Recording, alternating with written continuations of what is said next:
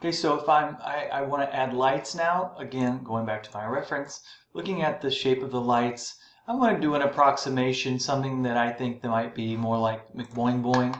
I could choose to take a hard mechanical brush, something like that, something with no feather or very little feather, and again, I can adjust those settings and those kind of things. But if I wanted to, I could try to choose a color from my palette. Again, that's not too dark, maybe this 26. And I could paint in, trying to think about my perspective line, my midpoint, and like where a light might be. Make sure I'm on the right layer. Maybe there's a light here. That's a little too big. Make my light a little, maybe it's a little bit smaller. Maybe I put in a light, something like this. Okay, I can fill that in. Maybe I make my brush a little bit bigger. And I put in a light here.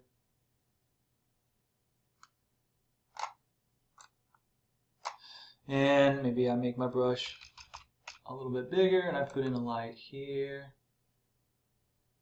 It always jumps over that. Maybe I put it in a light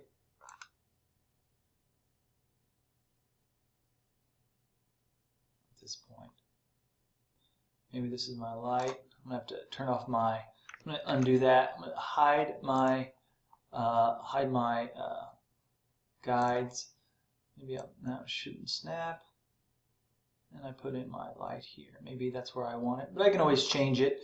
Go to G, I can fill it in, fill it in, fill it in. If I like that, maybe another one in the middle. Go back to my brush, maybe make it a little smaller. But anyway, what's nice is you can explore these things slightly bigger, slightly smaller. G, fill it in. Then I have some lights, I have my windows, I have this sort of thing happening. So what's nice is you have things on, in your space. You can turn down the values.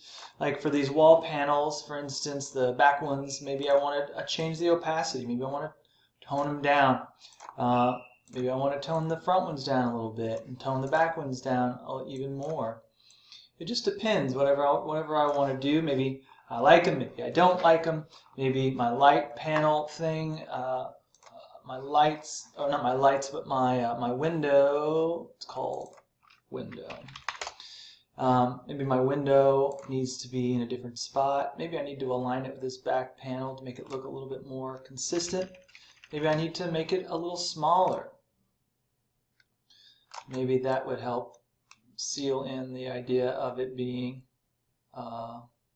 in perspective. Maybe I like this. Maybe I want to take that, Control D, Control Shift V, paste in place, and apply, and oops, Control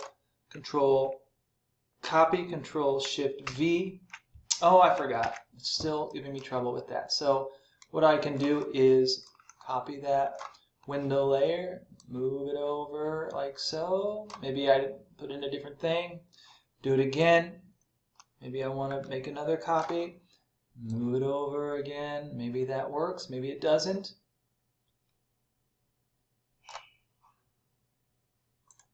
New copy. Maybe I do something like that. Maybe I make another copy and move it over here. It depends on what I want to do. And well, that gives me the flexibility to do stuff like this. Move things around a little bit. I like kind of how it's overlapping. Maybe I move it over here. Maybe one's too much. Maybe one's not enough. I don't know. They're a little bit too perfect, but that's okay. You can rough those up and add noise to it. Thing you can do is I might rough up the edges by erasing some of it. It doesn't matter, but I might make other things.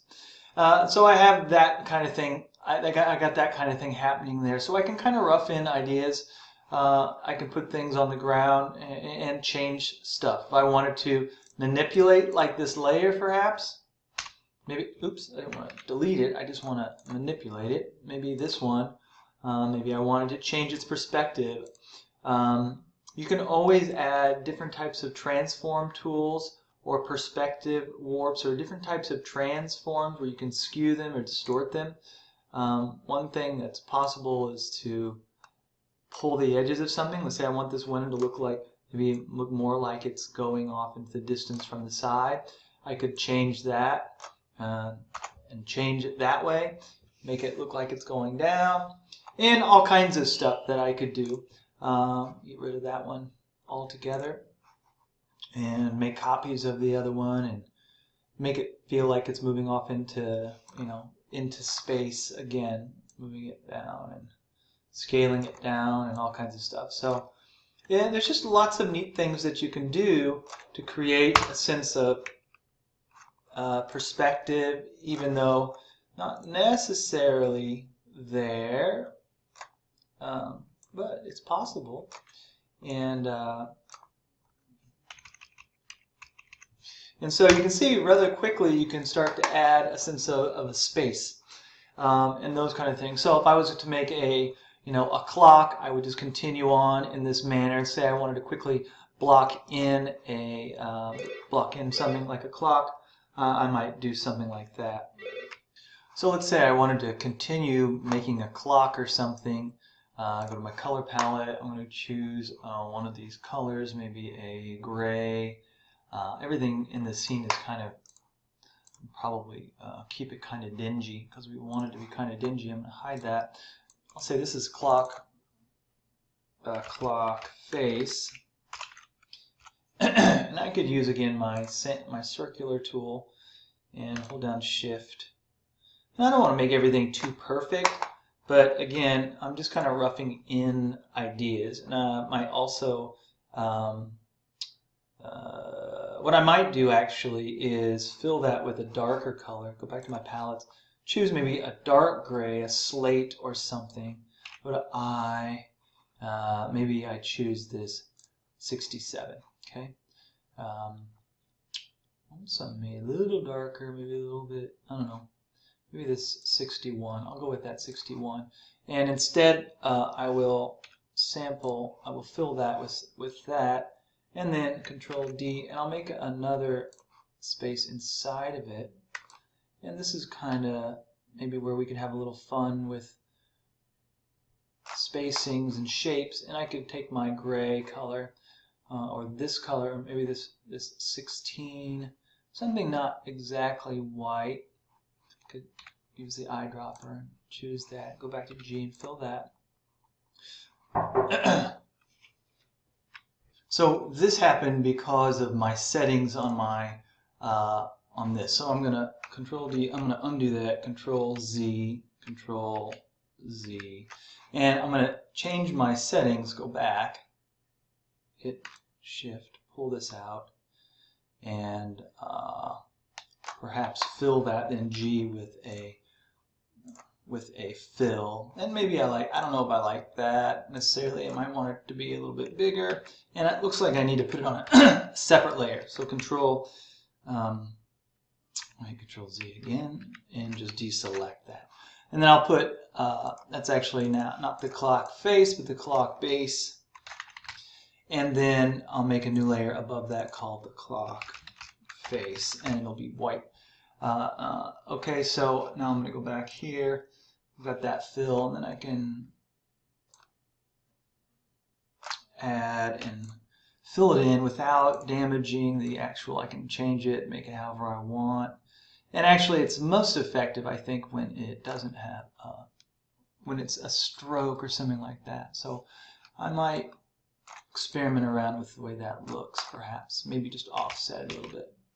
Control D and Control D, and then here we go. So maybe that becomes a clock, and I throw in rough in some hands. Maybe I take my paintbrush and choose maybe a dark color and go in there and just rough in some hands with my brush on my clock face, and maybe make that a little bit bigger.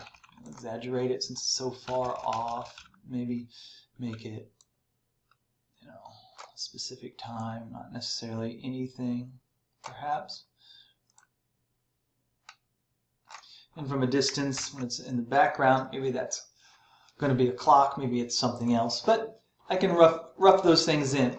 Now, right now things are fairly clean, but it does give us an overall sense of space or something like that. So I can just kind of rough these in. What's nice is I can go back, I can change these panels. Let's say these panels, these wall panels, if I wanted to, let's see which ones are they. If I change the wall panels, then you have the ability to add, I could change hue and saturation values, like so if I wanted to colorize those panels and change just those. If I wanted to try different color combinations, I could. Maybe something else would work. I could do that quickly and easily, and without having to necessarily redraw everything again. But it gives me some stuff to work with. I might look at this on a small level and see how it looks kind of small, and then the full scale. Certainly, that would be an approach that you could use. And I would just kind of work with that and see what I get. Do a bunch of different mock-ups, clean, one for the factory, one for this, one for that, all the different shots, and kind of see, and build on it. Of course, use the references, see what they've done here, add some additional stuff, just kind of cleaning. They've got different elements, little squiggle lines here and there. Not everything's going to be completely clean. And then I'll go from there and see kind of where to go from. Now these won't be the final plates, but these will be concepts and ideas that you might be able to work from. Anyway, it's kind of an approach that I would take in the beginning stages, and something you might want to continue to develop. You might want to put stripes on the floor, but it might get too busy. And it'll really be up to the director, see if what you're doing is going to work or not. If he likes it, and if he doesn't, then he'll suggest changes, maybe different styles. Try something else. Maybe these can be in a different style. It might be cool to try a light in a different style. So I'll try a different light style 2, where I actually use more polygonal shapes. So I'll use my polygonal tool again. I'll create a triangle here. I'll close that. I'll fill it with something. Maybe I use my eyedropper. I'll still use the same colors. I'll use G and fill that space. But then I might go down and use my ellipse and Control D, and then I might go and make a shape like this, and then swap that and go to G and fill that, and that might become a new light. I might go back to here, Control D, I go back out and do something like this, and go to G and fill that. Maybe not with that color, maybe Control Z and go back to the darker color and fill it, and then Control D. And I actually really like that. I might even actually go in a step further and put in another little, maybe put in a light bulb in between those two layers, light bulb. And I might go and just make something like this, fill it with a color palette, my white eye, and go back to my G, hide this, go back here, fill it, move it up, and stick it in, stick that into there, but only underneath one of the layers. Oh, I forgot, I didn't put it on top, so I need to separate this one onto a layer. I'd have different layers, but maybe the light bulb, then I'll move it on top, and maybe I just take my selection tool and make a straight edge here and cut it, delete it, and then just stick this, Control D, up like so. And then I have a different variation on a light. Alright, so that actually looks pretty cool. And so I would do something like that perhaps and see what I get. Alright, I hope that helps. Enjoy, have fun with it.